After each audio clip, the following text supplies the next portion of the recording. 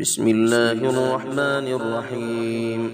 ياسين والقرآن الحكيم إنك لمن المرسلين على صراط مستقيم تنزيل العزيز الرحيم لتنذر قوما ما أنذر آباؤهم فهم غافلون لقد حق القول على أكثرهم فهم لا يؤمنون إنا جعلنا في أعناقهم أغلالا فهي إلى الأذقان فهم مقمحون وجعلنا من بين أيديهم سدا ومن خلفهم سدا فأغشيناهم فهم لا يبصرون وسواء عليهم أأنذرتهم أم لم تنذرهم لا يؤمنون إنما تنذر من اتبع الذكر وخشي الرحمن بالغيب فبشره بمغفرة وأجر كريم إنا نحن نحيي الموتى ونكتب ما قدموا وآثارهم وكل شيء أحصيناه في إمام مبين واضرب لهم مثلا أصحاب القرية إذ جاءها المرسلون إذ أرسلنا إليهم اثنين فكذبوهما فعززنا بثالث فقالوا إنا إليكم مرسلون قالوا ما أنتم إلا بشر مثلنا وما أنزل الرحمن من شيء إن أنتم إلا تكذبون قالوا ربنا يعلم إنا إليكم لمرسلون وما علينا إلا البلاغ المبين قالوا إنا تطيرنا بكم لئن لم تنتهوا لنرجمنكم وليمسنكم منا عذاب أليم قالوا طائركم معكم أئن ذكرتم بل أنتم قوم مسرفون وجاء من أقصى المدينة رجل يسعى قال يا قوم اتبعوا المرسلين اتبعوا من لا يسألكم أجرا وهم مهتدون وما لي لا أعبد الذي فطرني وإليه ترجعون أأتخذ من دونه آلهة إن يردني الرحمن بضر لا تغن عني شفاعتهم شيئا ولا ينقذون إني إذا لفي ضلال مبين إني آمنت بربكم فاسمعون قيل ادخل الجنة قال يا ليت قومي يعلمون بما غفر لي ربي وجعلني من المكرمين وما أنزلنا على قومه من بعده من جند من السماء وما كنا منزلين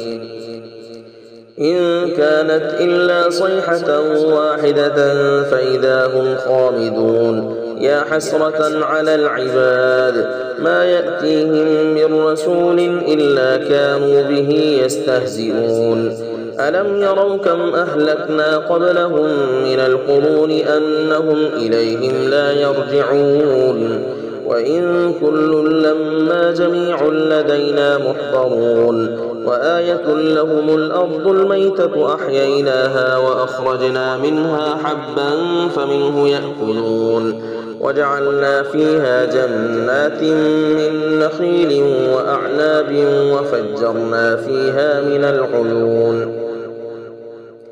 ليأكلوا من ثمره وما عملته أيديهم أفلا يشكرون سبحان الذي خلق الأزواج كلها مما تنبت الأرض ومن أنفسهم ومما لا يعلمون وآية لهم الليل نسلخ منه النهار فإذا هم مظلمون والشمس تجري لمستقر لها ذلك تقدير العزيز العليم والقمر قدرناه منازل حتى عاد كالعرجون القديم لا الشمس ينبغي لها أن تدرك القمر ولا الليل سابق النهار وكل في فلك يسبحون وآية لهم أنا حملنا ذريتهم في الفلك المشحون وخلقنا لهم من مثله ما يركبون وإن نشأ نغرقهم فلا صريخ لهم ولا هم ينقذون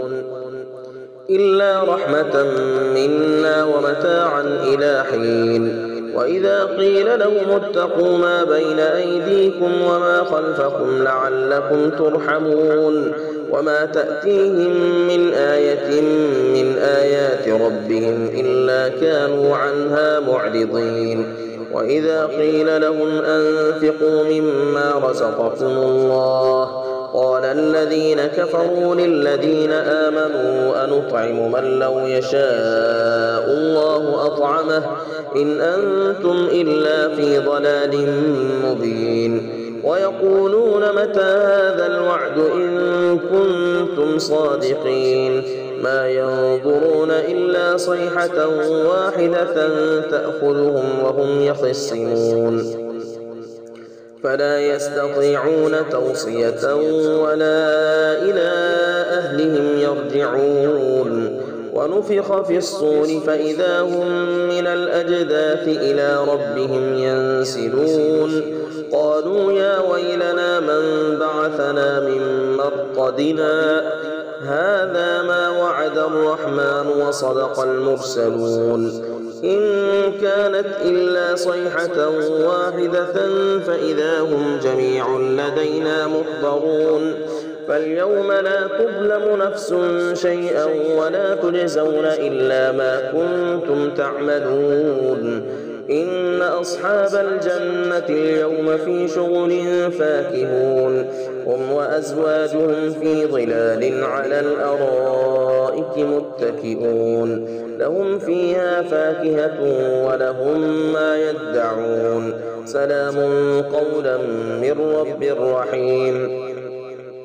وامتازوا اليوم أيها المجرمون ألم أعهد إليكم يا بني آدم ألا تعبدوا الشيطان إنه لكم عدو مبين وأن اعبدوني هذا صراط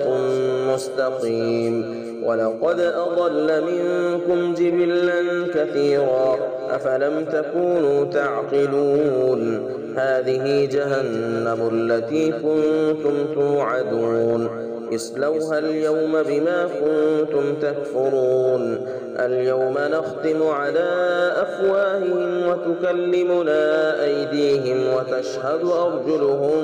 بما كانوا يكسبون